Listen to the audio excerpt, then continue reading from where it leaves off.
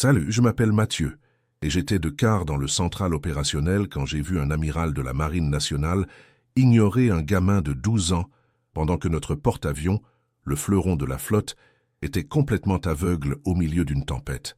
Ce gamin, Hugo, essayait de leur dire quelque chose d'essentiel, mais pour eux, il n'était qu'une distraction, un poids mort.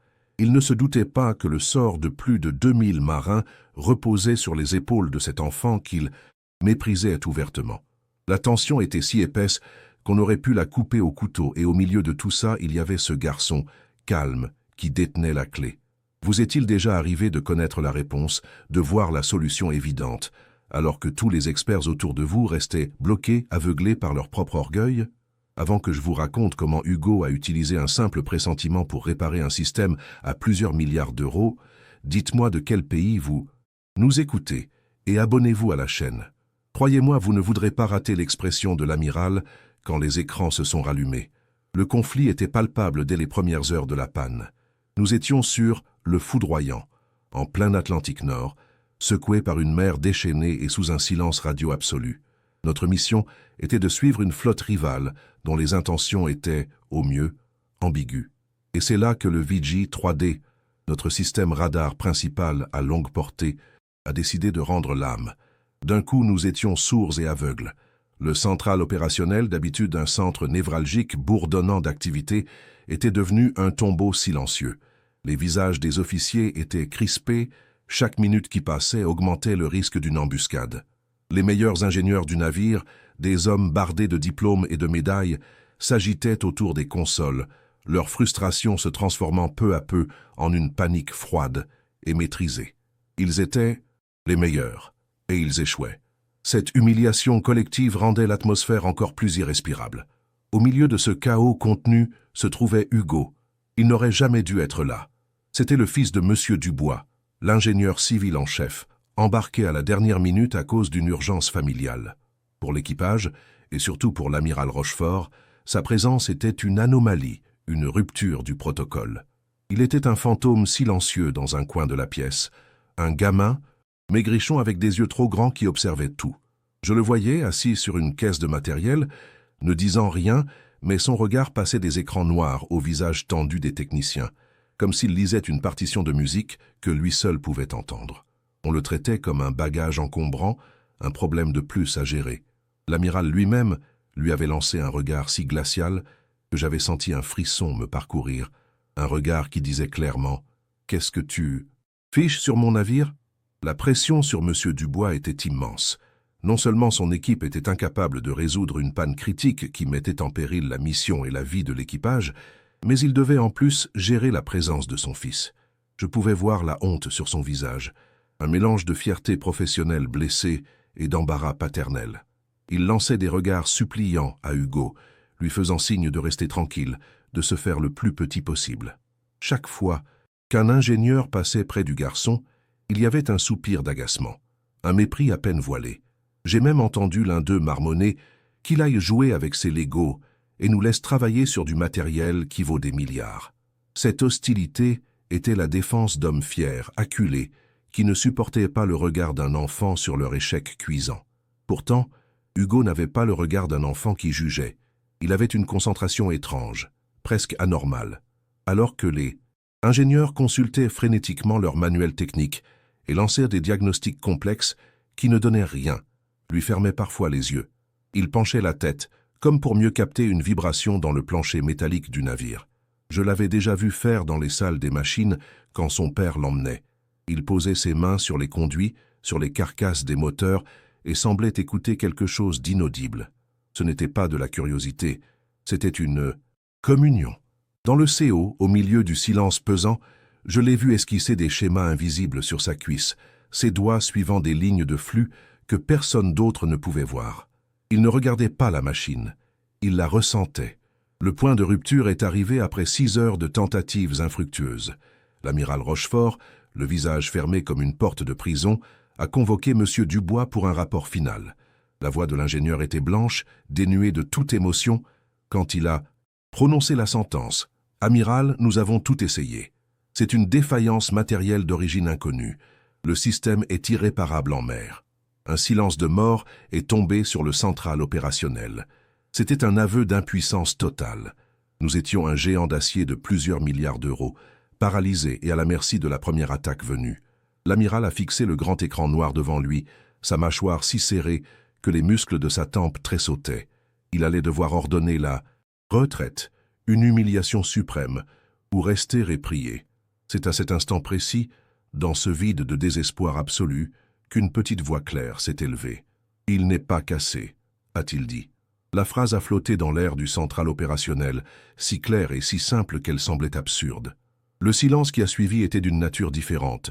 Ce n'était plus le silence de la tension, mais celui de la stupéfaction la plus totale.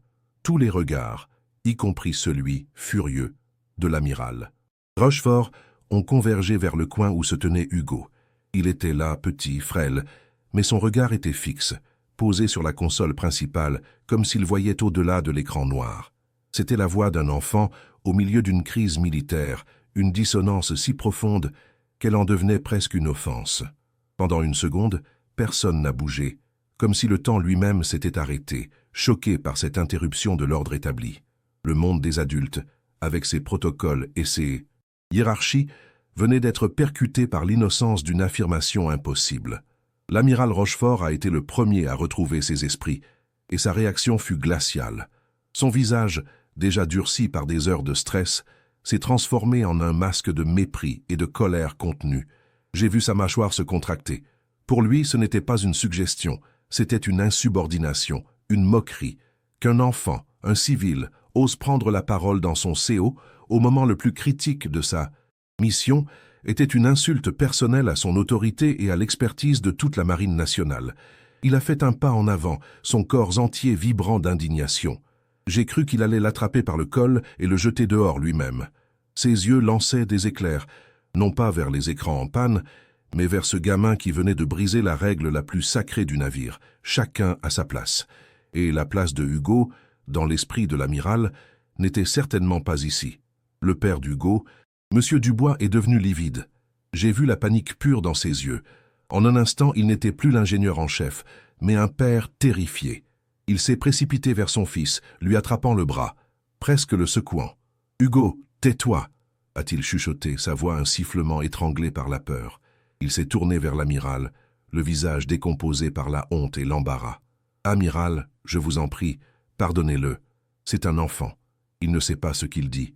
Il a beaucoup d'imagination, c'est tout. » Il essayait de sauver la situation, de protéger son fils de la fureur de Rochefort, mais en faisant cela, il l'humiliait publiquement. Il le réduisait à une fantaisie, à une erreur. C'était une double injustice, le mépris de l'autorité et le désaveu du père, tous deux frappant ce garçon silencieux au même moment. Mais Hugo ne s'est pas laissé démonter. Il a retiré doucement son bras de l'emprise de son père et a gardé son regard fixé sur l'amiral. Sa voix était toujours aussi calme mais plus précise. La fréquence harmonique du conduit d'alimentation principal est mauvaise. Ça provoque une cascade de résonance. Ces mots techniques, sortant de la bouche d'un enfant de 12 ans, ont eu l'effet d'une bombe silencieuse. Les ingénieurs, qui jusqu'alors étaient juste stupéfaits, ont commencé à laisser échapper des ricanements étouffés. J'ai vu l'un d'eux, un lieutenant de vaisseau bardé de diplômes, secouer la tête avec un sourire condescendant. Il a murmuré à son voisin, assez fort pour que je l'entende, « cascade de résonance ». Il a dû lire ça dans un de ses bouquins de science-fiction. C'est ridicule. L'humiliation était maintenant collective. Un mur d'arrogance professionnelle se dressait contre l'intuition d'un enfant. Leur certitude était absolue, presque agressive. Ils avaient passé des heures à suivre les procédures, à vérifier chaque ligne de code, chaque connexion physique selon les manuels. Pour eux, le problème était forcément matériel. Une puce grillée, un câble fondu, une panne franche et identifiable. L'idée d'un déséquilibre subtil, d'une désynchronisation, comme le décrivait Hugo, n'existait pas dans leur univers binaire de pannes et de réparations. C'était une notion trop organique, trop intuitive. Le système est conçu pour s'auto-réguler contre ce genre de fluctuations, a déclaré un autre ingénieur, plus pour se rassurer lui-même que pour informer l'amiral. Ce que le garçon décrit est techniquement impossible. Les sécurités l'auraient empêché. Il se défendait, protégeant leur fierté blessée en démolissant la crédibilité de la seule personne qui proposait une nouvelle piste. Alors que l'amiral Rochefort allait prononcer la sentence et faire évacuer le garçon, une autre voix s'est élevée. C'était celle du maître principal Le Goff, un sous-officier d'une trentaine d'années, réputé pour son calme et son efficacité. Il était pâle, mais sa voix était ferme. « Amiral !» Tous les regards sont tournés vers lui. S'adresser ainsi à l'amiral sans y avoir été invité était un risque énorme. Avec tout mon respect, nous sommes aveugles depuis 6 heures. Nous n'avons aucune piste. Les ingénieurs n'ont plus de solution. Qu'avons-nous à perdre à l'écouter? Cette question simple, logique, pleine d'un désespoir pragmatique, a suspendu le temps une nouvelle fois. Elle mettait en balance la hiérarchie et la survie, l'orgueil et la nécessité. Le Goff avait vu Hugo plus tôt, traçant des schémas sur un carnet, et quelque chose dans la concentration du garçon l'avait marqué. L'amiral Rochefort est resté immobile, son regard passant du maître principal Le Goff au visage impassible de Hugo. On pouvait presque voir la bataille qui se livrait dans son esprit. Ordonner la retraite était un échec cuisant, une tache sur sa carrière. Ignorer cette dernière chance, aussi absurde soit-elle, serait une faute professionnelle s'il s'avérait qu'il y avait ne serait-ce qu'une infime possibilité. Il était piégé. Sa décision n'est pas venue d'un éclair de confiance, mais du fond du gouffre de l'impuissance. Il a fusillé Hugo d'un dernier regard, un regard qui disait clairement que ce n'était pas une chance, mais une corde pour se pendre. D'une voix sèche, coupante comme du verre brisé, il a lâché « Très bien, vous avez 2 minutes, réparez-le. Si dans 2 minutes ces écrans sont toujours noirs, vous passerez le reste de la traversée à nettoyer les latrines. C'est compris. » Le silence qui a suivi l'ultimatum de l'amiral était plus lourd encore que celui de la panne. C'était un silence chargé d'attente, de mépris et d'une cruauté à peine voilée. 2 minutes. 120 secondes pour prouver l'impossible ou subir une humiliation publique. Je pouvais sentir le poids de chaque seconde qui s'étirait, écrasant les épaules de ce gamin. Les ingénieurs, eux, croisèrent les bras, certains avec un sourire en coin, attendant le spectacle de l'échec inévitable. Ils étaient comme une meute de loups, attendant que le plus faible trébuche. Je n'avais jamais vu une telle concentration de pression et de mauvaise foi dirigée contre une seule personne, et encore moins contre un enfant. Le central opérationnel était devenu une arène, et Hugo était seul au milieu face à des lions. Hugo, lui, ne semblait pas sentir cette pression écrasante. Il n'a pas paniqué, n'a pas jeté un regard affolé autour de lui. Avec un calme déconcertant, il a simplement hoché la tête, comme si l'amiral venait de lui demander de passer le sel. Il a ignoré les regards, les sourires narquois, et s'est dirigé d'un pas lent mais assuré vers un panneau de distribution électrique que tout le monde avait déjà vérifié et revérifié des dizaines de fois. C'était un panneau anodin couvert de voyants éteints et de disjoncteurs. Son père, M. Dubois, était une statue de sel, le visage figé dans une expression de terreur pure, incapable de dire un mot, de faire un geste. Il regardait son fils marcher vers ce qui semblait être son propre échafaud professionnel et personnel, totalement impuissant. Arrivé devant le panneau, Hugo n'a pas saisi un multimètre ou un tournevis. Il a fait quelque chose que je n'oublierai jamais. Il a posé les 2 paumes à plat contre le métal froid, a fermé les yeux et a pris une profonde inspiration. Il est resté là, immobile, au milieu du silence électrique du CO. Pour les autres, il avait l'air de prier ou de jouer la comédie. Des ricanements étouffés ont parcouru les rangs des techniciens. « Il nous fait un spectacle », a murmuré l'un d'eux. Mais je savais que ce n'était pas ça. Je l'avais déjà vu faire. Il écoutait. Il écoutait le chaos silencieux de la machine, le déséquilibre que personne d'autre ne pouvait percevoir. Il ne cherchait pas une panne. Il cherchait une note discordante dans une symphonie brisée. Le maître principal. Le Goff, celui qui avait pris sa défense, a sorti son chronomètre de poche. Le clic du déclenchement a résonné dans le silence comme un coup de feu. 1 minute 30 restante, a-t-il annoncé d'une voix neutre, mais je pouvais sentir la tension dans ses mots. Le regard de l'amiral Rochefort ne quittait pas le garçon, ses yeux plissés, son expression indéchiffrable. Était-ce de la fureur, de la curiosité morbide, ou une infime, minuscule parcelle d'espoir désespéré? Chaque fibre de son être criait au protocole bafoué, à la discipline violée. Il s'était mis lui-même dans cette situation impossible. Faire confiance à un enfant contre l'avis de tous ses experts. L'horloge tournait, et avec elle le sort de sa carrière et de nos vies. Soudain, après ce qui a semblé une éternité, les yeux de Hugo se sont ouverts.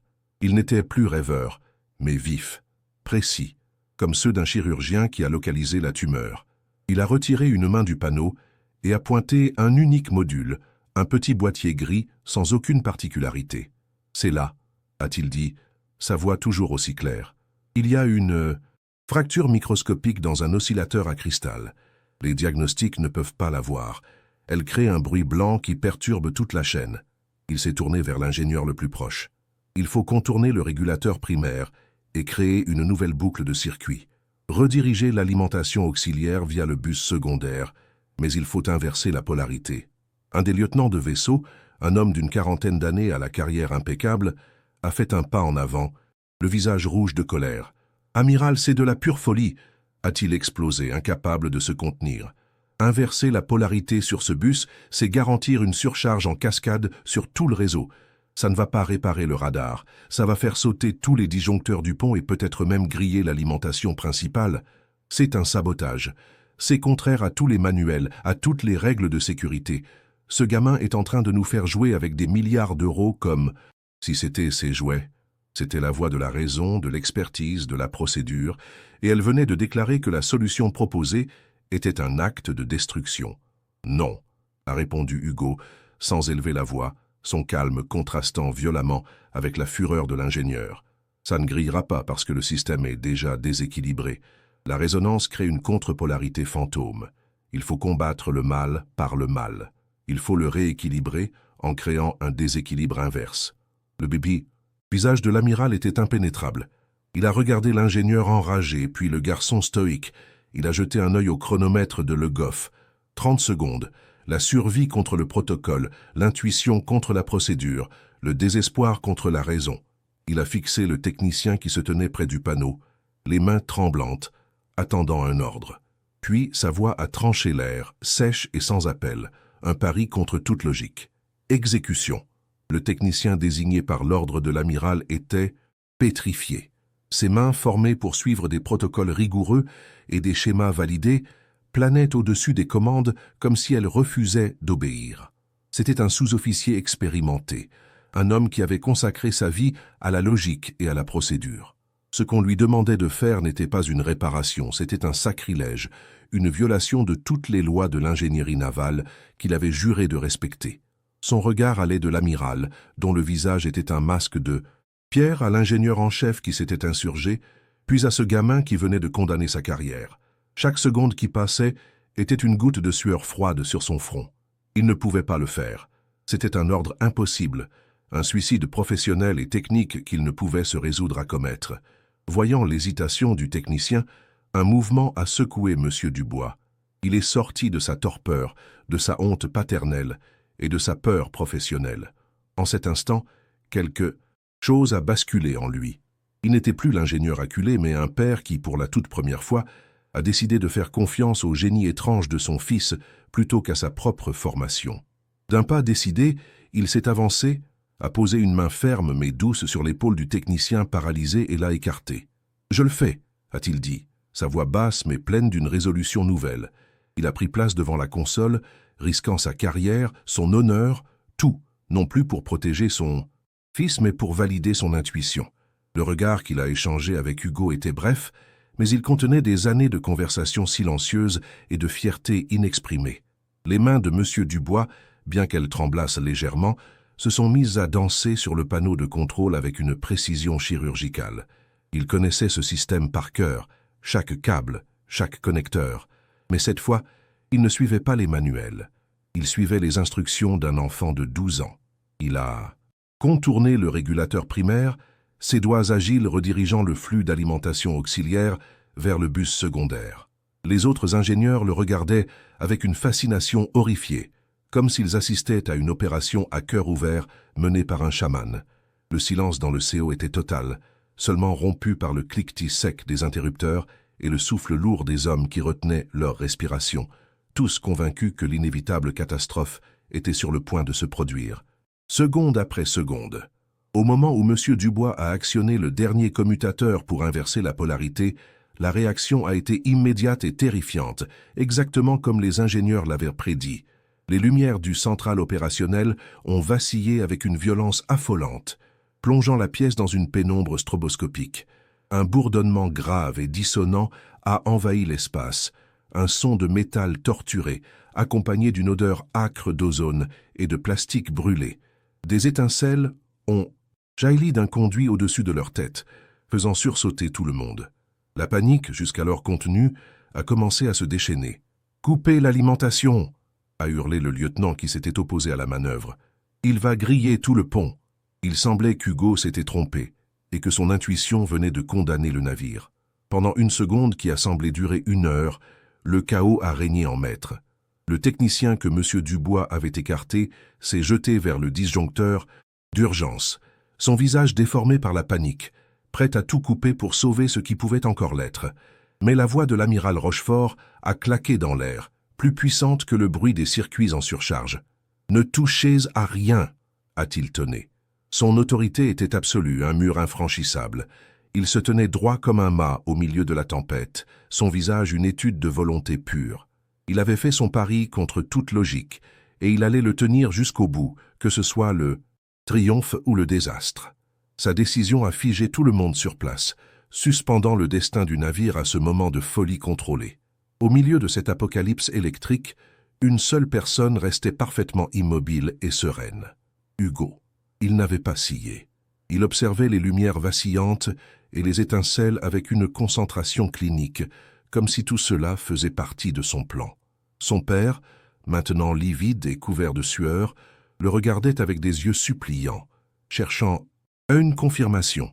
Hugo a tourné la tête vers lui et lui a fait un signe de tête minuscule, presque imperceptible. C'était un geste qui disait « Attends, ce n'est pas encore fini. Fais-moi confiance. » Cet îlot de calme au milieu de la panique générale était la chose la plus déconcertante et la plus fascinante que j'ai jamais vue. Il savait. Il savait que ce chaos était nécessaire, qu'il était le prélude à l'harmonie. Le vacarme et le clignotement ont duré peut-être 5 secondes de plus. 5 secondes d'une tension insoutenable où le sort du foudroyant se jouait. L'odeur de brûlé était devenue plus forte, et le lieutenant semblait sur le point de défier l'ordre de l'amiral, convaincu d'une destruction imminente. Puis, aussi soudainement qu'il avait commencé, le chaos a cessé. Le bourdonnement discordant ne s'est pas simplement arrêté. Il s'est transformé, s'est résolu en un ronronnement bas, puissant et parfaitement stable. C'était le son d'une machine en parfaite santé. Les Shansu. Lumières ont cessé de clignoter pour briller d'un éclat vif et régulier. Un silence profond, chargé de stupeur et d'incrédulité, est tombé sur le central opérationnel. Tous les regards étaient maintenant fixés, non plus sur Hugo, mais sur le grand écran noir du radar principal. Et puis le grand écran noir du radar principal a clignoté. Une seule fois. Un simple pixel vert, brillant comme une étoile solitaire, dans une nuit d'encre. Personne n'a osé respirer. C'était un signal si infime, si fragile, qu'il aurait pu être une hallucination collective, le produit de l'épuisement et de l'espoir désespéré. Puis un deuxième pixel s'est allumé, puis une ligne entière, traçant une barre de chargement verte et hésitante. Le silence dans la pièce est devenu si dense qu'il en était physique. Les ingénieurs, les officiers, l'amiral, tous étaient figés, les yeux rivés sur cet écran qui, pendant des heures, avait été le monument de leur échec et qui devenait maintenant le théâtre d'un miracle. Qu'impossible. Chaque segment de la barre de chargement qui s'allumait était comme un battement de cœur retrouvé, une promesse que la cécité touchait peut-être à sa fin. L'écran s'est finalement allumé complètement, baignant la pièce d'une lueur verte et familière. Une ligne de balayage a commencé sa rotation lente et régulière, un métronome rassurant qui peignait la carte de l'océan autour de nous. C'était le son et l'image de la normalité, le pouls du Vigi 3D qui reprenait vie. Un soupir collectif, un souffle retenu pendant une éternité, s'est échappé de toutes les poitrines. C'était un son de pur soulagement, si profond qu'il en était presque douloureux. Le lieutenant qui avait crié au sabotage regardait la console avec des yeux vides. Son monde de certitude et de manuels techniques réduit en cendres. Son savoir, ses diplômes, son expérience, tout venait d'être rendu obsolète par l'intuition d'un enfant qu'il avait méprisé quelques minutes plus tôt. La machine était vivante, et personne dans cette pièce ne comprenait comment. Le balayage a complété un premier tour sur une mer apparemment vide, et un murmure de confusion a commencé à s'élever. Peut-être que le système était juste allumé, mais pas encore fonctionnel. Et puis, au deuxième tour, ils sont apparus. 3 points rouges, clignotant de manière agressive sur le bord nord-est de l'écran. Ils étaient proches, beaucoup trop proches. Le système les a immédiatement identifiés avec une froideur informatique terrifiante. Contact de surface non identifié, vitesse, 25 nœuds, route de convergence. La voix de l'opérateur radar, un jeune quartier-maître habituellement imperturbable, a craqué en lisant les coordonnées à haute voix. Distance, 48 000 marins, amiral. Ils sont en formation d'attaque. Le mot « embuscade » n'a pas été prononcé, mais il a résonné dans le crâne de chaque personne présente, lourd et mortel. La réalité de la situation nous a frappés avec la force d'une vague scélérate.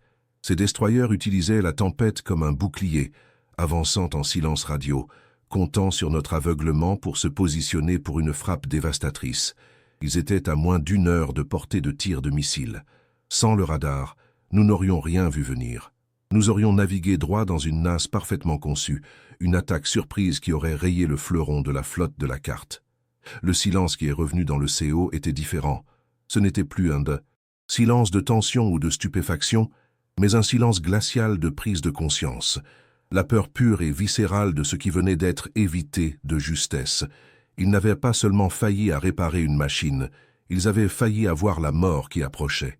J'ai balayé la pièce du regard. Le lieutenant qui s'était opposé à la manœuvre était blême, s'appuyant lourdement sur une console comme si ses jambes ne le portaient plus. Il regardait l'écran, puis Hugo, puis l'écran, son visage une succession d'incompréhension et d'horreur. Monsieur Dubois, le père, ne cachait plus ses larmes. Elles coulaient librement sur son visage, des larmes non pas de honte, mais d'une fierté et d'un amour si intense qu'il semblait le submerger. Il regardait son fils non plus comme un fardeau ou une anomalie, mais comme un prodige, un sauveur, le maître principal. Le Goff, celui qui avait tout risqué sur une intuition, a simplement fermé les yeux, un léger tremblement parcourant ses épaules. Il avait misé sa carrière sur un gamin, et ce pari venait de sauver plus de 2000 âmes. L'amiral Rochefort, lui, était une statue de granit. Il n'avait pas bougé d'1 millimètre. Son regard passait de la carte tactique, où les 3 points rouges pulsaient comme des avertissements mortels, au visage calme de Hugo. Le garçon se tenait toujours près du panneau, observant les voyants désormais stables avec une curiosité détachée, comme un artiste examinant son œuvre terminée. Sur le visage de l'amiral, la colère et le mépris avaient été balayés, remplacés par un masque de choc absolu.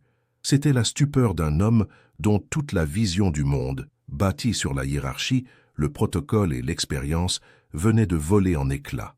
Son autorité, sa carrière, la doctrine navale elle-même, tout avait été remis en question par un enfant qui ressentait les machines. Il a ouvert la bouche pour donner l'ordre de passer en alerte de combat, pour réagir à la menace imminente. C'était son rôle, sa fonction, l'action pour laquelle il s'était entraîné toute sa vie. Mais pour la première fois, aucun son n'est sorti. Sa mâchoire s'est contractée, mais les mots sont restés coincés dans sa gorge, bloqués par le poids de ce qui venait de se passer. Il n'était plus seulement un amiral face à une menace ennemie, il était un homme face à l'incompréhensible. Le seul son dans le central opérationnel était le ronronnement parfait, régulier et rythmé du radar VG 3DA. Le son de la lucidité, retrouvé. Le son du génie d'un enfant qui venait de réécrire toutes les règles. Finalement, la voix de l'amiral Rochefort a percé le silence, non pas avec la fureur ou la panique que l'on aurait pu attendre, mais avec une clarté glaciale et une autorité retrouvée. « Branle-bas de combat », a-t-il ordonné. L'effet a été instantané. Le central opérationnel, figé par la stupéfaction, a explosé en une activité frénétique et parfaitement coordonnée. Les officiers se sont rués vers leur poste, les ordres ont fusé, les systèmes d'armes ont été activés. Mais quelque chose avait changé. Leur mouvement, bien que précis et professionnel, était différent. Chaque fois qu'un marin passait près du coin où se tenait Hugo, son regard s'attardait une fraction de seconde de trop. Ils ne se battaient plus seulement contre un ennemi invisible, mais avec la conscience aiguë que leur survie même tenait au génie inexplicable d'un enfant qu'ils avaient tous ignoré. Le plus frappant était la transformation du lieutenant qui avait crié au sabotage. Cet homme, l'incarnation de la confiance et de l'expertise, était devenu un automate. Il exécutait les ordres avec une précision impeccable, mais ses yeux étaient vides. Je l'ai observé pendant toute la manœuvre d'interception, son regard revenant sans cesse vers l'écran du radar, vers ce balayage régulier et parfait qui était la preuve vivante de son erreur monumentale. Plus tard, une fois la menace neutralisée et les navires ennemis en fuite, je l'ai vu dans un couloir. Il a aperçu Hugo qui arrivait en sens inverse et, au lieu de le croiser, il s'est détourné et a emprunté une autre coursive. Il ne pouvait pas affronter le regard de cet enfant. Son monde, bâti sur des certitudes techniques et des protocoles, s'était effondré, et il n'avait rien pour le reconstruire. Au milieu de l'action retombée, M. Dubois s'est enfin autorisé à réagir. Il a traversé la pièce, a ignoré les regards de l'amiral et des autres officiers, et a simplement pris son fils dans ses bras. Ce n'était pas une étreinte discrète, c'était l'étreinte d'un homme qui venait de voir un miracle et qui réalisait qu'il en était le père. Il sanglotait sans bruit, sa tête enfouie dans les cheveux de son fils. J'ai entendu des bribes de phrases, des murmures étranglés par l'émotion. « Pardonne-moi, Hugo, je n'ai pas écouté. Je suis si incroyablement fier de toi. » Ce n'était plus l'ingénieur en chef parlant à une anomalie, ni un père embarrassé. C'était un homme qui reconnaissait enfin la nature extraordinaire de son propre enfant, une reconnaissance qui valait plus que toutes les médailles du monde. Quelques heures plus tard, une fois le calme revenu, l'amiral Rochefort a fait quelque chose d'encore plus impensable. Il a convoqué Hugo au centre du CO. D'un geste, il a imposé le silence à tout l'équipage de quart. D'une main, il a tendu au garçon une carte plastifiée, fabriquée à la hâte par le service administratif. Dessus, il était écrit « Hugo Dubois, apprenti ingénieur en chef ». De l'autre main, il a pointé les coursives menant aux ponts inférieurs. « À partir de maintenant, » a déclaré l'amiral d'une voix qui ne tolérait aucune discussion, « vous avez un accès illimité à toutes les sections techniques de ce navire. Les hommes ont pour ordre de répondre à vos questions et de vous laisser observer. Considérez que le foudroyant est aussi à vous. » C'était un ordre qui violait une centaine de règlements, un acte qui reconnaissait officiellement que le génie n'avait pas de grade. L'histoire s'est répandue sur le navire plus vite qu'un incendie. Plus personne n'appelait Hugo le gamin de Dubois. Il était devenu l'oreille, le gamin du radar ou simplement le magicien. Sa présence n'était plus tolérée, elle était recherchée. Je le voyais déambuler dans la salle des machines et les vieux mécaniciens, des hommes durs comme le métal qu'ils travaillaient, s'arrêtaient pour lui faire un signe de tête. Parfois, l'un d'eux l'interpellait, non pas pour une réparation, mais pour lui dire « Viens écouter ça, gamin. Ce moteur, il ne tourne pas rond depuis hier. Tu entends ce qu'il a à dire ?» Il était devenu leur porte-bonheur, une légende vivante dont le talent dépassait leur entendement. Il n'était plus un fantôme dans la machine, il était devenu son âme. La reconnaissance ultime, cependant, est venue une semaine plus tard. La tempête était passée, le soleil brillait sur un océan d'huile. J'étais de quart sur la passerelle quand l'amiral Rochefort a aperçu Hugo, debout près d'une baie vitrée, observant le sillage du navire. Il l'a appelé d'un geste. Sans un mot, devant les officiers de navigation médusés, l'amiral a défait de son propre uniforme l'insigne de commandement qu'il portait, un petit écusson doré et lourd, symbole de son autorité absolue sur le groupe aéronaval. Il l'a placé dans la paume du garçon et a refermé doucement ses doigts dessus. Dans une carrière, a-t-il dit, sa voix basse et grave, il y a des choses qu'un homme ne donne jamais. Ceci en est une. C'était un geste silencieux, un transfert de respect plus puissant que n'importe quel discours ou décoration. C'était la reddition de l'orgueil face au génie. Cet insigne posé dans la main de ce gamin n'était pas une simple décoration. C'était un aveu, l'aveu d'un système entier, représenté par son chef le plus respecté et le plus rigide, qui reconnaissait avoir été sauvé non pas par sa puissance, sa technologie ou ses procédures, mais par quelque chose qu'il ne pouvait ni quantifier ni comprendre, l'intuition pure d'un enfant. J'ai vu le visage de l'amiral à ce moment-là. Il n'y avait plus de colère, plus de fierté blessée. Il y avait une sorte de paix étrange, celle d'un homme qui venait de voir une vérité plus grande que toutes celles qu'on lui avait enseignées à l'école de guerre.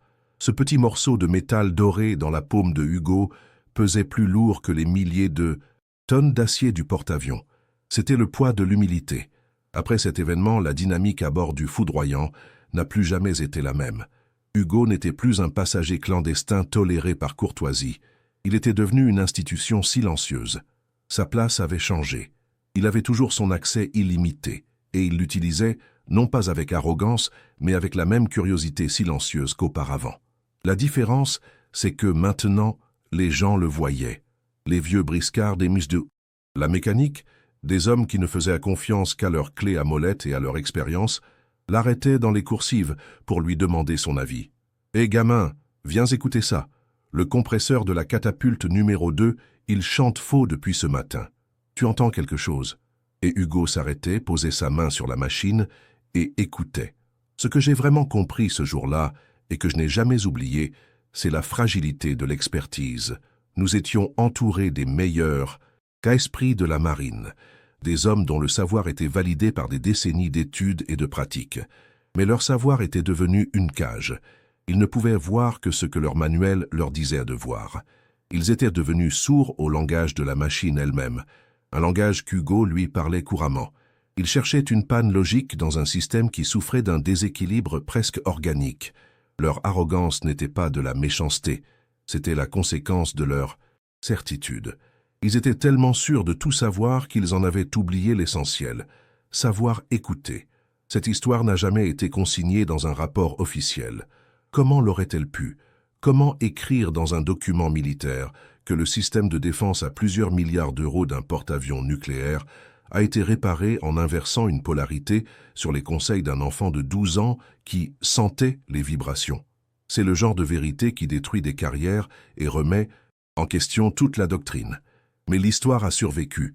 Elle est devenue une légende de coursive, une histoire que les anciens racontent aux nouvelles recrues, non pas pour parler de magie, mais pour enseigner une leçon sur l'importance de regarder au-delà des grades et des diplômes et de ne jamais sous-estimer la voix silencieuse dans un coin de la pièce. Ce jour-là, au cœur d'acier de l'océan, un équipage de guerriers chevronnés a appris que les armes les plus puissantes ne sont pas toujours faites de métal et que la véritable lucidité peut venir d'une voix que tous les autres avaient été formés à ignorer. Si vous connaissez quelqu'un qui a un talent unique, une façon différente de voir le monde, et qui se sent parfois invisible, s'il vous plaît, partagez cette histoire avec cette personne. Elle a besoin de savoir que son heure viendra. N'oubliez pas de vous abonner pour plus de récits sur la force que l'on trouve en soi, même quand personne d'autre ne la voit. Merci de m'avoir écouté.